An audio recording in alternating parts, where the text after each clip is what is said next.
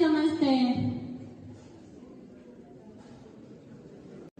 अब प्रस्तुत करते हैं इस लघु नाटिका के पात्र सोम्या, जो नीट की स्टूडेंट है, जो नीट एग्जाम क्लियर नहीं कर पाने के कारण सुसाइड अटेम्प्ट करती है। सोम्या के माता पिता जो सोम्या को डॉक्टर बनते हुए देखना चाहते हैं। सोम्या का बड़ा भाई जो सोम्या का नीट में सिलेक्शन नहीं होने के कारण उसको नालायक समझता है। सोम्या के अंतर्मन की आवाजें जो सोम्या की मनोस्थिति को दर्शाती है। सोम्या के दोस्त जो सोम्या के साथ नीट एग्जाम की तैयारी कर रहे हैं। सोम्या और मेडिकल टीम जो सोम्या के केस को हैंडल कर रही है। तो आइए अब इस लघु नाटिका को शुरू करते हैं।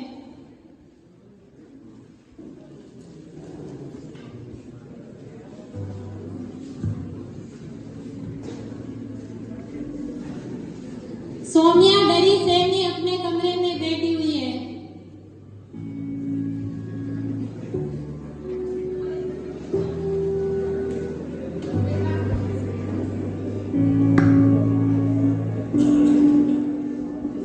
बेटा, सोम्या ने अब की बार नीट की एग्जाम तीसरी बार दी है। भगवान करे 30 का नंबर इस बार आ जाए। मारी तो इच्छा ही है कि डॉक्टर बने।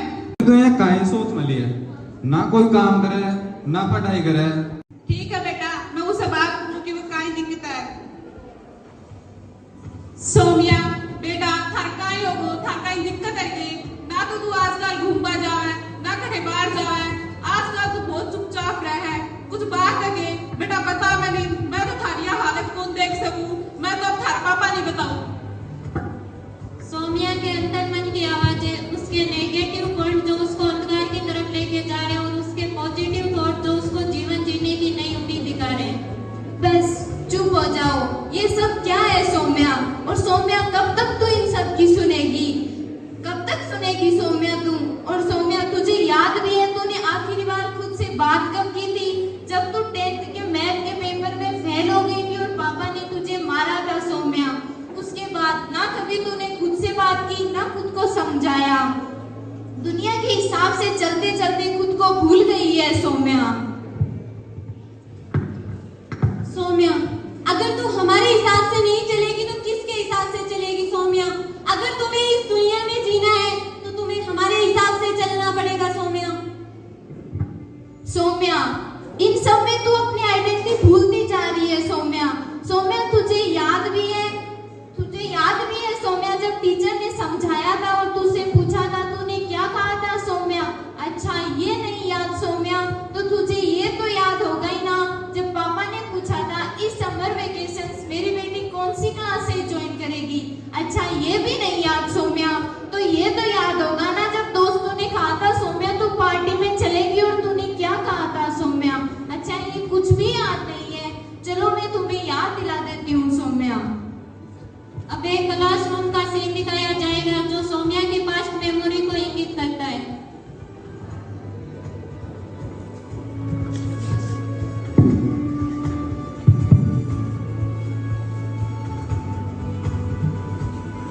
Student, did you understand? And you, Soumya? Soumya please बोल दे कि तुझे समझ में नहीं आया। प्लीज सोम्या बोल दे कि तुझे बिल्कुल भी समझ में नहीं आया। कब तक अपनी आवाज को दबाएगी सोम्या तू? क्या सोम्या, तुझे इतना सा कॉन्सेप्ट समझ में नहीं आया सोम्या? अच्छा एक काम कर, यहाँ मत पूछ तू, क्योंकि अगर तू यहाँ पूछेगी तो सभी स्टूडेंट और टीचर तुम पर हंसेंगे सोम्या। घर पर जा और इसे खुद सॉल्व करना Soumya. Yes sir, I understand. Okay, तो इसी के साथ हम आज क्लास समाप्त करते हैं।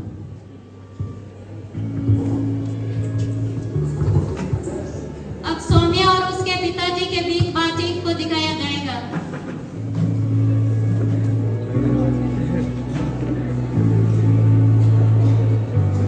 कई बात है सॉरी, तू अतरी बड़ी होगी थाना मातम समझदारी नाम की कई चीज बनी गई।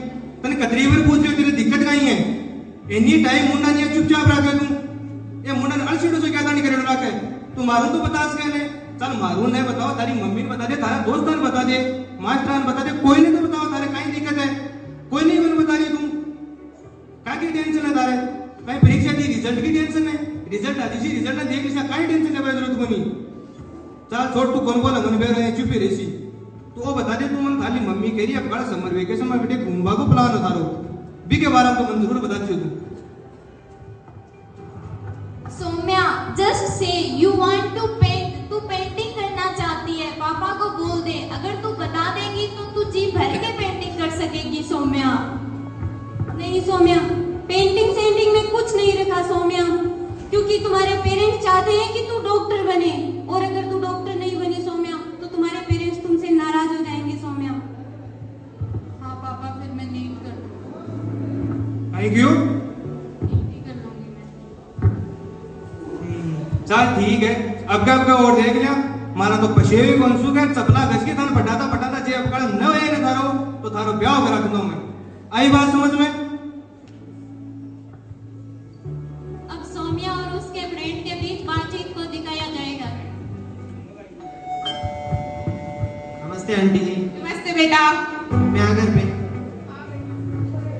सौम्या बेटा, तेरे फ्रेंड आए तेरे से मिलने। कैसी हो सौम्या? सौम्या तो आज पार्टी में आ रही है ना, प्लीज मना मत करना, मैं ना नहीं सुनूंगी। प्लीज सौम्या आ जाना, हमें भी बहुत अच्छा लगेगा। सौम्या तू इन्हें बता दे कि तेरा बिल्कुल भी नहीं है, बिल्कुल भी मन नहीं है Soumya, just say please Soumya, तेरे दोस्त है, तुझे समझ जाएंगे सौम्या। नहीं सौम्या, कैसी बेस्ट फ्रेंड है तू सौम्या, अपने बेस्ट फ्रेंड की बर्थडे पार्टी में नहीं जाएगी सौम्या। अच्छा ठीक है, हमेशा की तरह तू अपने घर के कोने में पड़ी रहना सौम्या। हाँ ठीक है, फिर मैं आ जाऊंगी। अब सुसाइड अटेम्प्ट का सीन दिखाया जाएगा। जहाँ मैं अपने हिसाब से जी नहीं सकती वहां मैं जी के क्या करूंगी, मेरा मर जाना ही बेहतर होगा।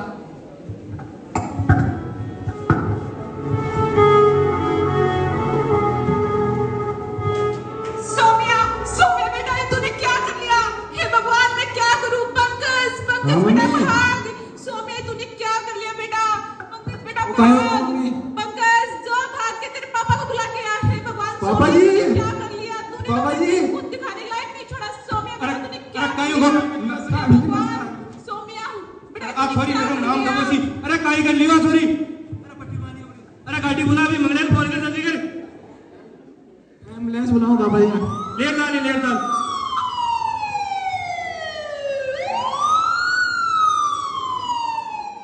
अरे डॉक्टर कटे डॉक्टर। अरे क्या है क्या? एक इलाज करो डॉक्टर साहब, थोड़ी हाथ काट लियो देखो तो फोन नहीं करेगो। आप पहले सावधान इलाज कर देंगे। जल्दी करो डॉक्टर साहब, जल्दी करो। देखिए आप सभी शांत हो जाइए, शोर मत करिए, सौम्या के पास भीड़ मत करिए। हम जानते हैं कि आपको सौम्या की चिंता है, लेकिन आप इस तरीके से करेंगे तो सौम्या के मानसिक स्वास्थ्य पर बुरा प्रभाव पड़ सकता है।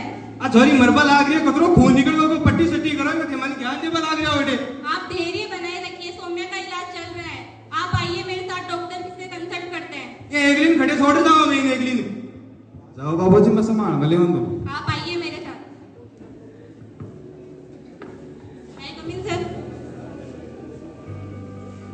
सर सौम्या नाम की पेशेंट है जिसने सुसाइड अटेम्प्ट किया है, एज 20 ईयर, ये इनके पेरेंट्स और फ्रेंड्स हैं। अब कैसी तबीयत है उसकी? क्या नाम है सर आपका? हमारा नाम रामलाल है बच्चे। रामलाल। क्या करते हो आप? मैं तो खेती बाड़ी करवा रहा आदमी हूँ डॉक्टर साहब। आपको पता है इसकी वजह क्यों किया होगा उसने ऐसा? डॉक्टर साहब मन तो काहे मन करो, मैं तो खेत में लाग रहा छोरो आयो भागी चिलमड़ाए तो ही क्या भाई नस काट ली हाथ की कोरो खून पड़े हाथ देखो मैं तो। आपको पता है? आप उसके फ्रेंड्स हो? हाँ, क्या करते हो आप? हम नीट की प्रिपरेशन करते हैं उसके साथ में। उसके पिछले कुछ दिनों का बिहेवियर के बारे में आपको पता है? हाँ, वो क्लास में चुप चुप रहती थी, ज्यादा बात भी नहीं करती थी। हमने उससे पूछा भी लेकिन उसने कुछ बताया नहीं हमें। नीट को रिजल्ट का टेंशन है? कहीं बताऊं डॉक्टर साहब, खाली यहाँ डॉक्टर की 2 बार परीक्षा दिवा दी मैंने, बिम तो नंबर आया होगा नहीं। फिर अब गड़ा भी कोई रिजल्ट आ पड़ा है, मन लगे मतलब आई टेंशन पाड़ मिली है। तो आप पता करने की कोशिश कौन करी? मन बा कदे बताए को नहीं खुलन।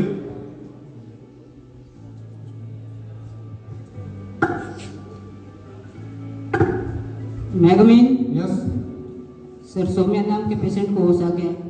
आते देखते हैं सौम्या नाम। चलिए आप।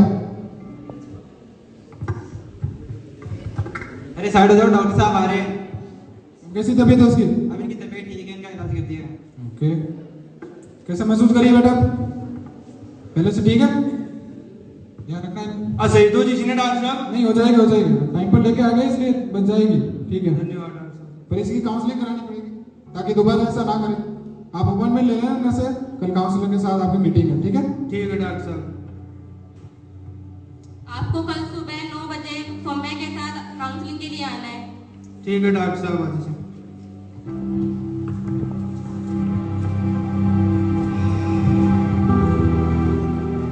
ले चलो डॉक्टर साहब को ले चलो। अगले दिन सौम्या के माता पिता उसको लेकर काउंसलर के पास जाते हैं।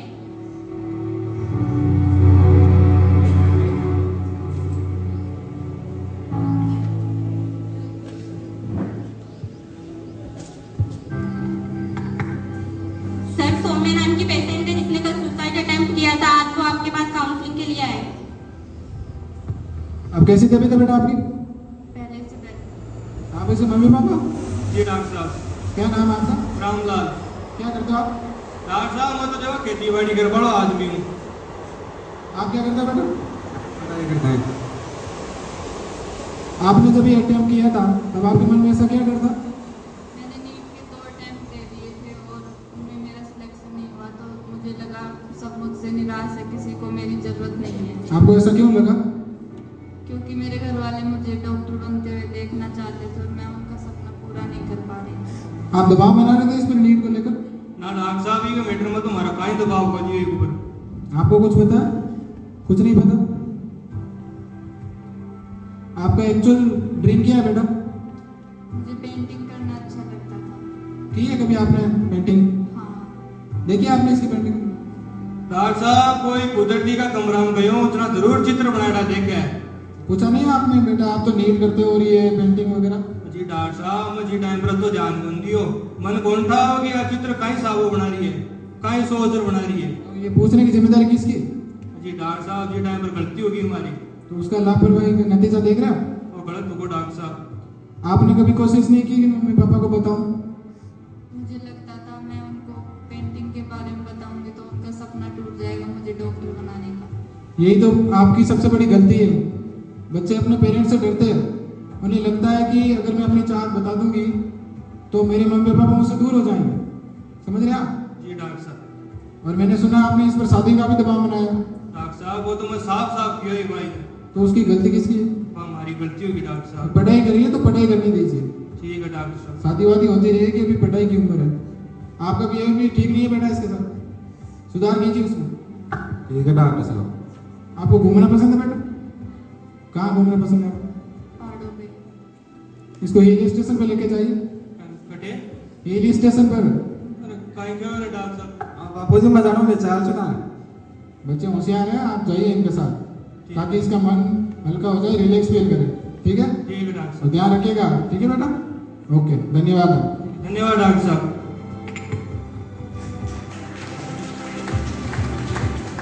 तो देखा आप लोगों ने, ये सौम्या की कहानी है। हर साल जो स्टूडेंट नीट यूपीएससी या अदर एग्जाम की तैयारी करें, जब वो एग्जाम क्लियर नहीं कर पाते तो सुसाइड जैसा बड़ा कदम उठाते हैं। आज के इस आधुनिक युग में जीवन जीने के मायने